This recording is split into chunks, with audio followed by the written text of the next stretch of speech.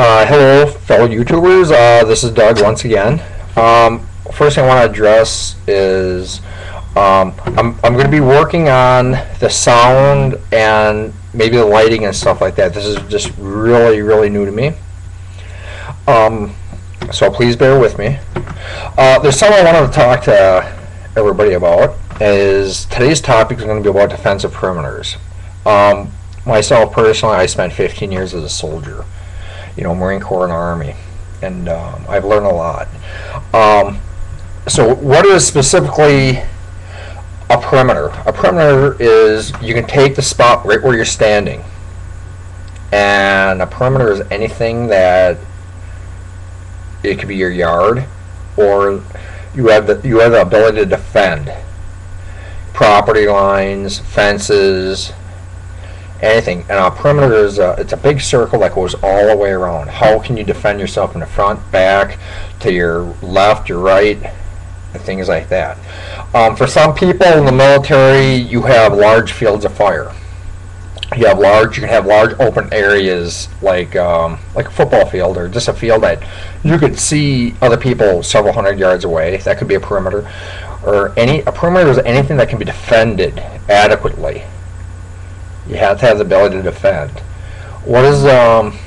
There's two types of perimeters, or defenses, I'm sorry. Active, and you have passive. A passive defense is, I could let my wife, 5 kids, and the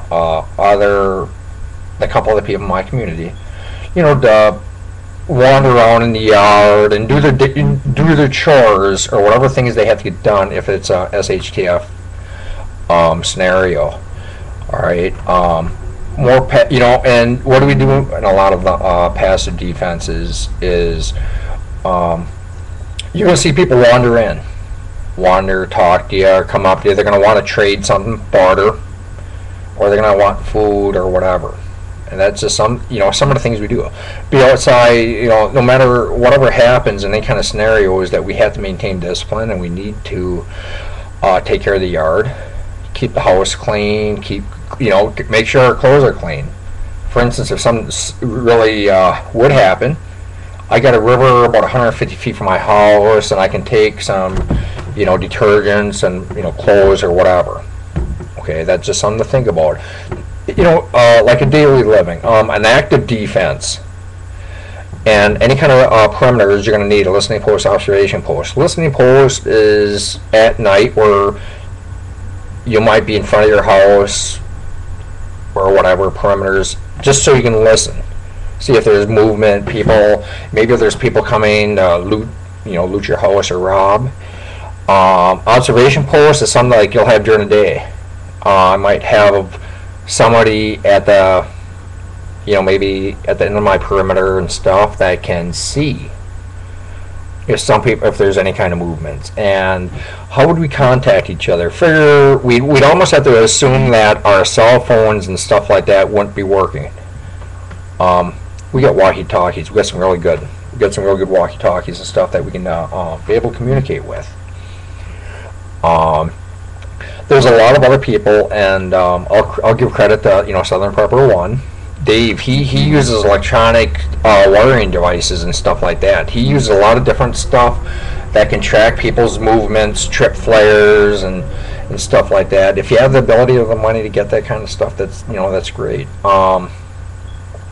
So what do you do in your perimeter? More importantly is not just maintaining the house. If my wife and I, we got 5 kids, we can't let them wandering around outside, walk across town or down the block.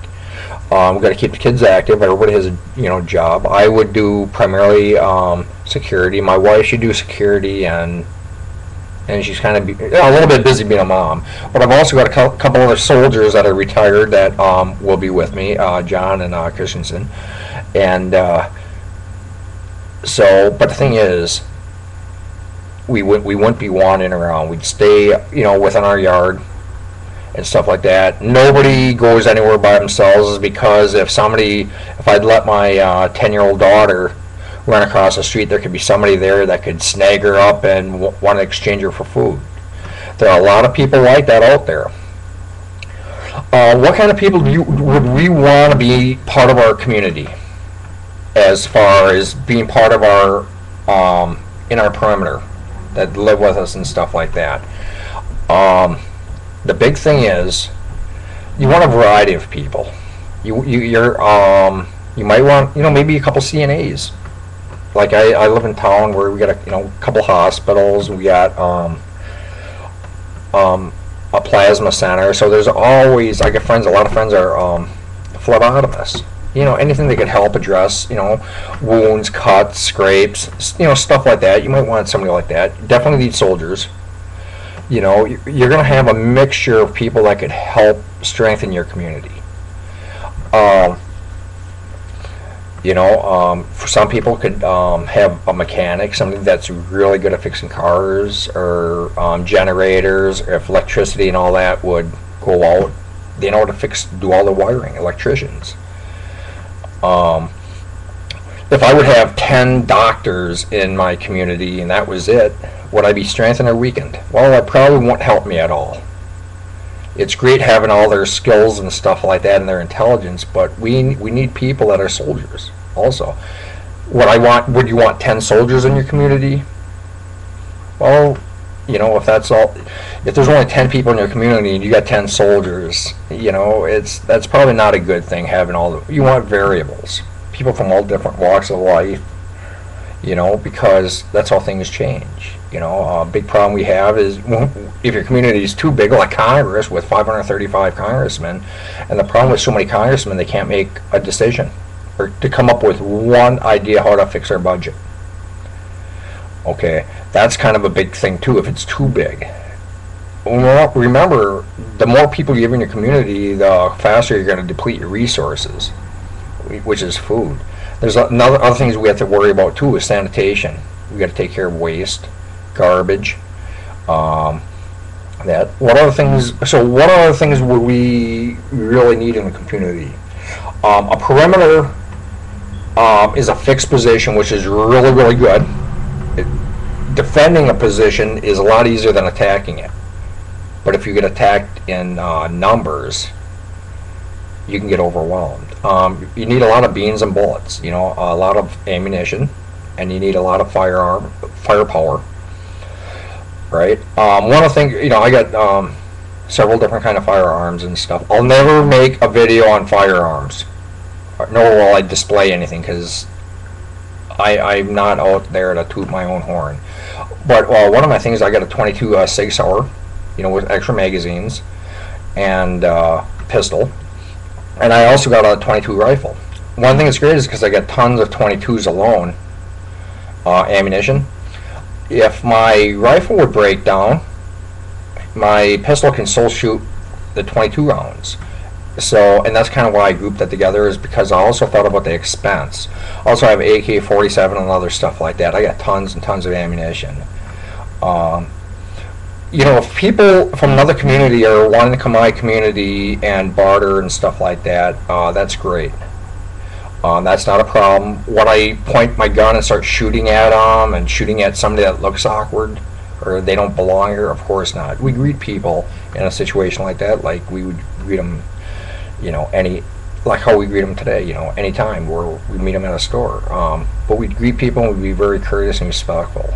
But at the same time, what kind of people do you want in your community? What people don't you want in? That's a big question. Back in November, and this is a true story, there's a individual I knew, Louis. I remember talking to him. His son was on the wrestling team with my daughter, and I was talking to him about a possible SHTF. The economy's getting bad, and I told him to come on over to my house. Well, he didn't. And a couple days later, I see a big article on him in the newspaper and a picture of him, and he went several blocks, because he lives about 6 blocks from me. He went several blocks away and he robbed somebody at gunpoint with a gun. He was on parole before, but I wanted him to come over to my house, and that's why I was talking to him. talked to him, and the thing is, he needed money, and I was gonna, I had planned to give him some food, but he decided to go out there and take it. And when people don't, and there was another situation earlier, like last summer, I invited someone to, he did the same kind of a banana, same screw up. And then when people you don't want in your community, that's all I'm going to discuss right now. So God bless, take care. Until next time, I'll make a video in a couple more days. Thank you.